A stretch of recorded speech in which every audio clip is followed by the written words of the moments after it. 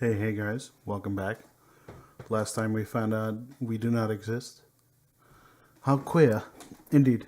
Let us continue on after I check something real quick. Be right back.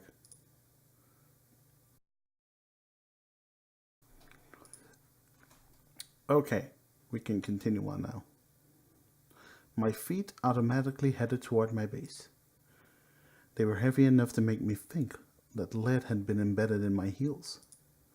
Not just my legs. My whole body was heavy. Ow, my leg! But I told myself that this heaviness proved my body undeniably existed here. Proved I wasn't a delusionary existence. I walked along with shaky footsteps. There was no one in the dusky city who paid attention to the likes of me.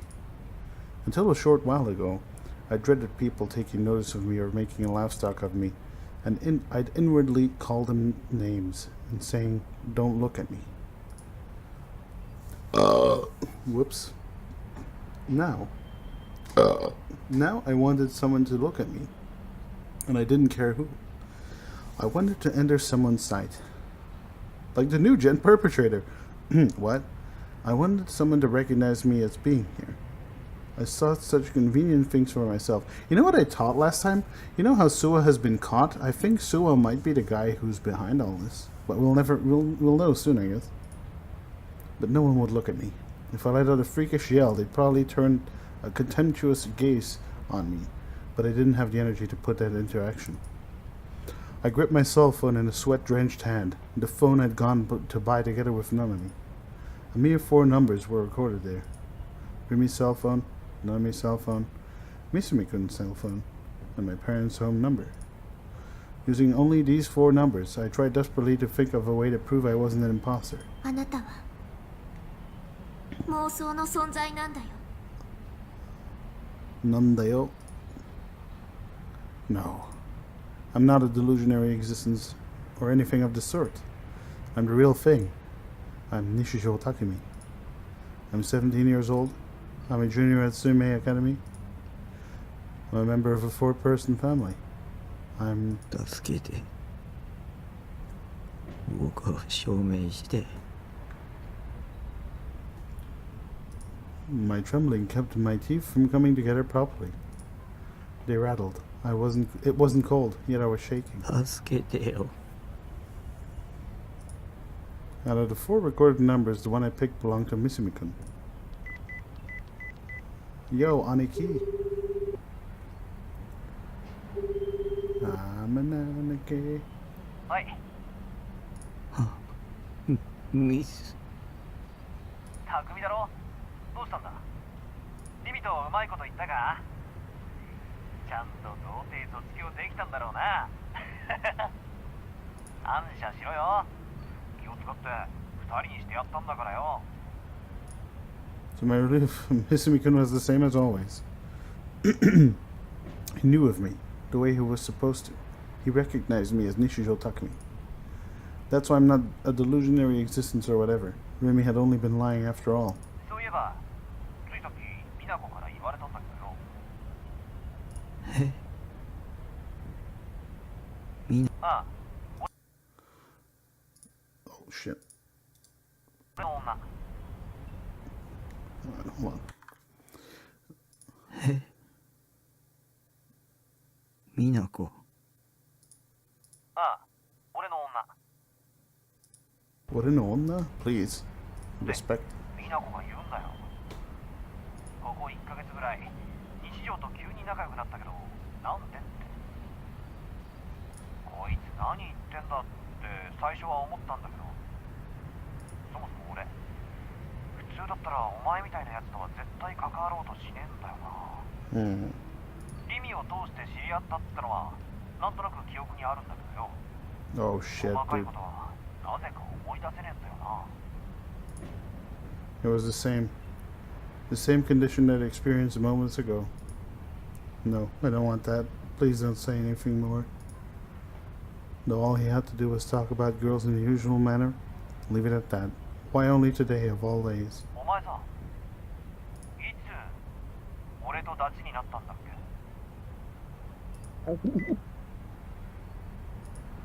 I became frightened. I cut the line in a hurry. I was about to cry, but no tears came out. There was only the sensation of my heart being pulled to shreds. New CG, okay. Next I tried calling my parents' house. I somehow indicated the number with quivering fingertips and then pressed the send button. None of me had entered my parents' number. It wasn't a number that I'd recorded out of my own convictions. There was no mistaking it. It had to connect. I don't know, man. Would my dad have come home by this time of day? Or would my mom pick up? Would none of me be there? What should I say if it went true? Would I ask them if I were their son? They might think I was being an idiot. It was actually a pretty stupid question. What if they said no? Or what if they told me, right now our son Takumi is having dinner with his sister and none of me in the living room? What if a phone call I made to verify if I was a real thing ended up verifying the fact that I was an imposter? What if they asked me, who are you? One negative thought rose after the other, terrifying me. I didn't want to know the result. I was helplessly scared. I was going out of my mind. My breath started to hurt me. I couldn't breathe well. That was when the call had connected. Holding the phone to my ear, I braced myself. あなたがおかけになった電話番号は現在使われておりません。番号をご確認の上、もう一度おかけ直しください。 Fuck. It's a dream. It's only a fantasy. I want to live in a world where reploids can live in peace. No one would verify that I was me. No one was there to prove it for me. I wanted to die. When I lifted my eyes, Yamanote Street was before me, with a vast number of cars coming across and going across it. Hold on, I'm having a drink right now.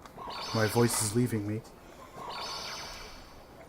I have a bit of trouble with my throat today, as you've heard before in earlier recordings. Maybe I would be better off dead. There was no value to an imposter's life. Alright. I really wanted to see what the red one was, but we're going with the green only. Even if a monster stayed in this world, he'd only be persecuted. I had neither hopes nor dreams. I found my own existence unsightly. But I wanted to be put at ease. Yo, don't listen to Rimi, my man. Don't you start imagining shit. I'd be at ease if I died. Because I wouldn't have to think about anything. Because I wouldn't suffer from anything. Because no one would laugh at me anymore. Because no one would betray me anymore. I wanted nothingness. I took a single step forward.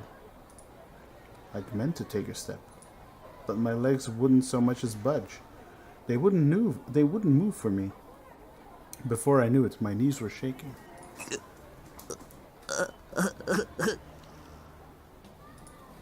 I couldn't work up the courage to do it, even though I wanted to die so badly. Terror of death wouldn't let me continue one step forward. You know, it makes me think of something I once had a discussion with my classmates. People say, or said, like, the class unanimously agreed on this, except for me, that people who committed suicide are weak and cowards.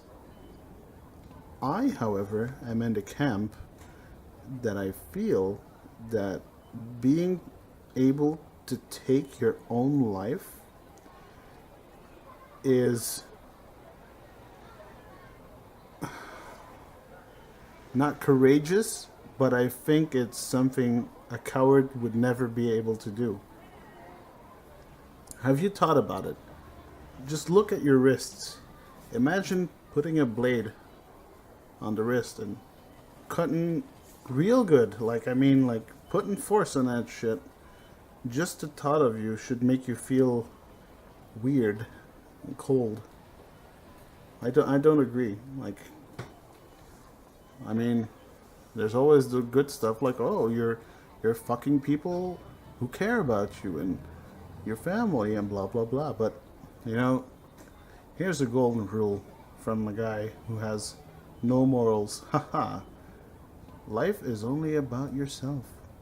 Don't waste it for other people. Anyways, let's continue after my bullshit analogy. Pardon. I was the one who wanted to die. I was also the one who dreaded death.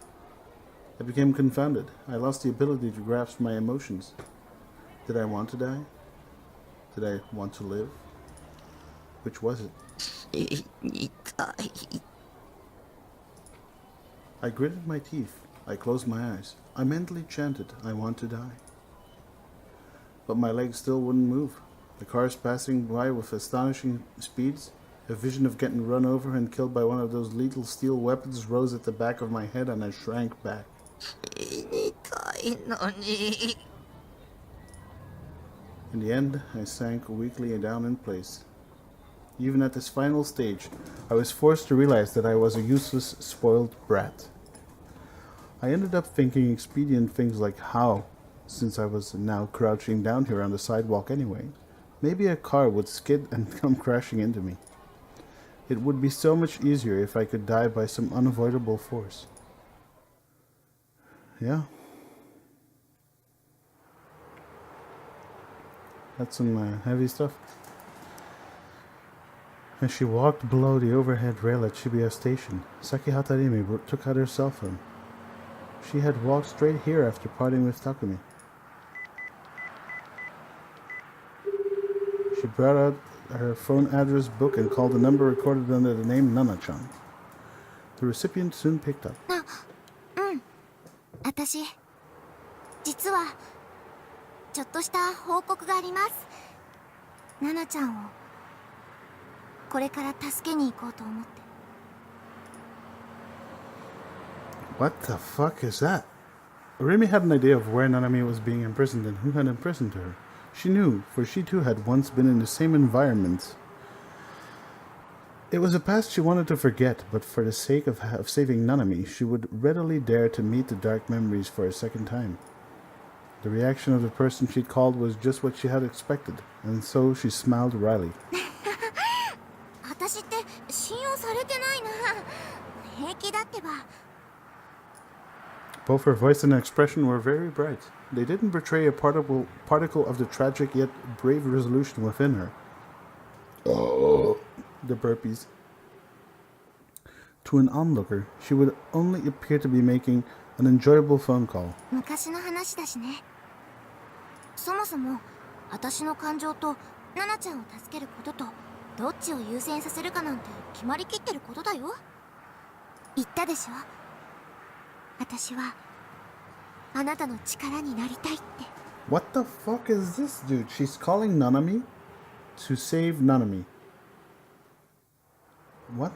それに特には関わらせたくないの。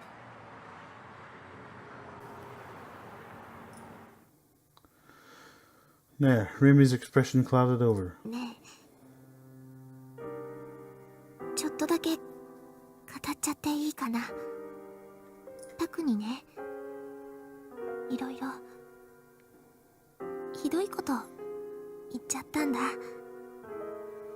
しかもそんなことしておいてすごく自分勝手なんだけど、私彼と一緒に過ごした時間はとっても楽しかったって思っちゃってるんだ。何もかもが妄想でまみれたまやかしでしかなかったのに、学生生活もあの学校に私やタクが通ってることも、大ちんと友達だっていうことも、私がタクと一緒にいようとしたことも、タクの存在そのものも。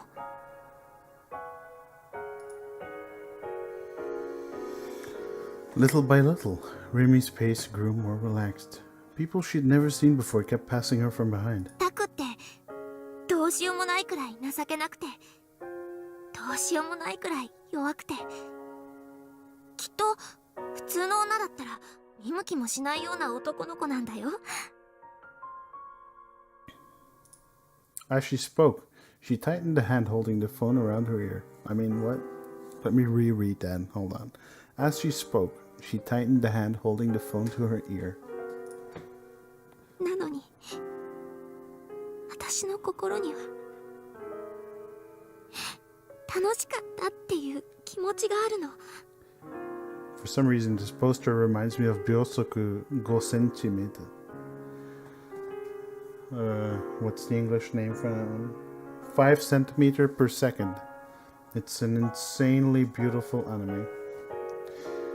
I do think it's overrated, but the animation is really cool. The story, I'm a shonen guy, so I don't really care for, you know, the mellow story it had, but I really like that anime, just because of the looks and whatnot. I think it's 3 small stories packed into one long anime. なのに私の心にはもっと一緒にいたかったっていう気持ちがあるの。この気持ちって何なのかな。 When she looked up, there was a neon lit sky. When she looked up, there was the neon lit night sky. She couldn't see any stars. Rimi briefly paused to stand still there. Rimi smiled a tiny bit in response to the person at the other end of the line. さてと、そろそろ切るね。本当に大丈夫だって。あなたは何も心配しないで。私が全部決着をつけてくるから。ね。匠。 What the fuck is this shit, dude? Oh.